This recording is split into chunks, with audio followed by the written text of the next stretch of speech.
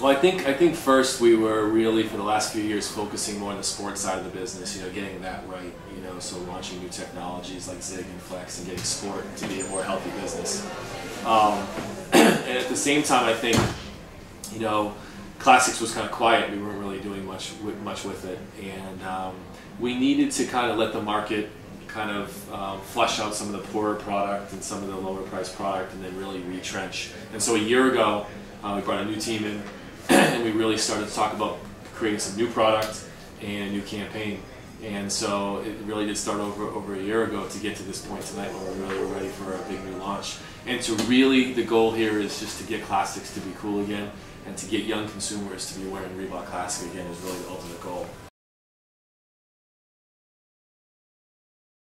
I think it was hard, but timing is everything. The brand health wasn't strong 4 years ago. And so for us to just come out with Classics when the brand wasn't really strong would have probably been a bad move. I think, having a great, healthy sport business now is allowing us to really come back strong with Classics and have a lifestyle play out there. So yeah, the kind of craziness that's gone on with sneaker blogging and the whole kind of art, music, sneaker culture is something that over the last few years we haven't been as big a part of as we were in the past. But I think hopefully with everything we're doing and as innovative as we're getting, we've missed some time, but we're going to make it up over the next few years, definitely.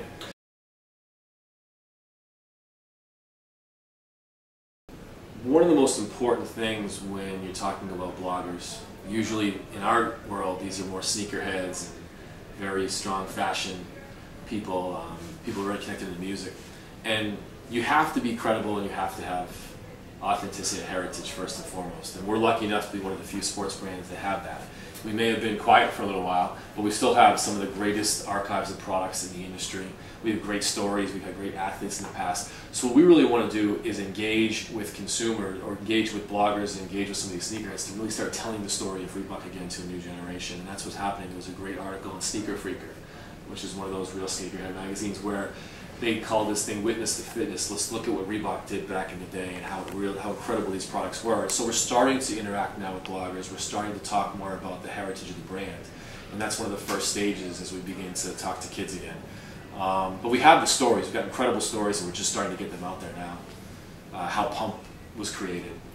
What were the first Reebok fitness shoes created? How were they created? Why did they have garment leather? And why is the Kamikaze, the shoe that Reebok decided to bring back, was one of the most iconic basketball shoes? Sean Kemp wore it. I mean, all these great stories are things that a new generation of kids don't know yet.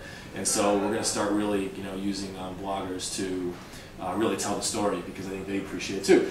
But you said, the marketing landscape, the advertising landscape has certainly changed. So we have to change with it. And so what you're going to see tonight, the campaign, is original music. It's a music video. It's also a TV commercial. The way that consumers are going to kind of take this information in is a lot different than how you normally watch a sneaker commercial. So even on the marketing side, we're not doing things the way that they're normally done. What we've been doing is the idea of tonight is that we've taken a group of young designers, and we've had them look at our archives, and we've had them modernize our classics.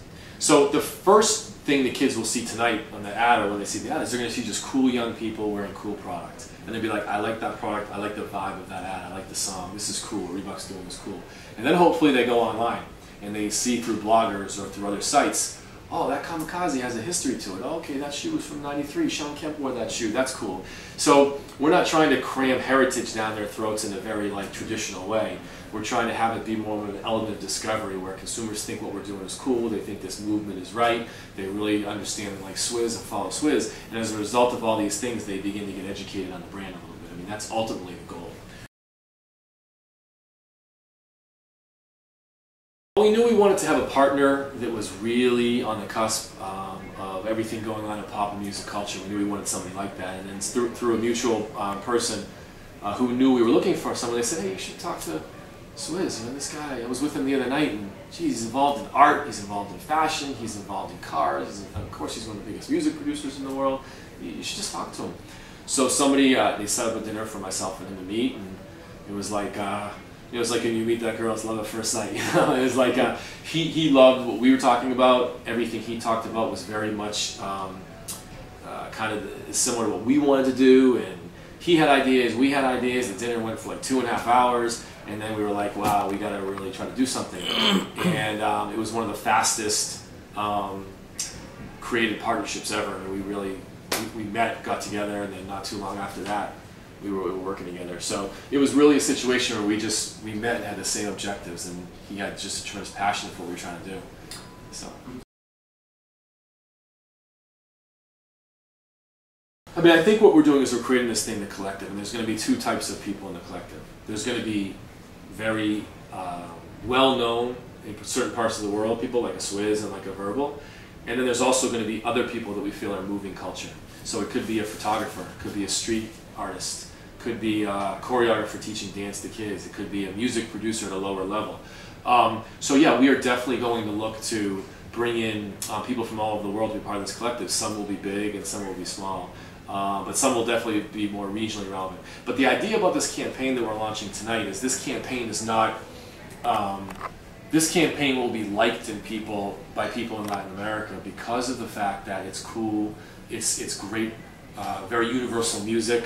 So it's not like this is really about Swizz. This is obviously, he's been part of it, but he's creating a global sound. So the goal is to get this kind of global message out there into the markets, into the cities in Latin America, and then see what the actions are, see what happens. And we're doing something called weareclassic.com right now, and weareclassic.com is taking a big spotlight and putting on cool culture around the world and telling stories. And we hope to find people through this platform.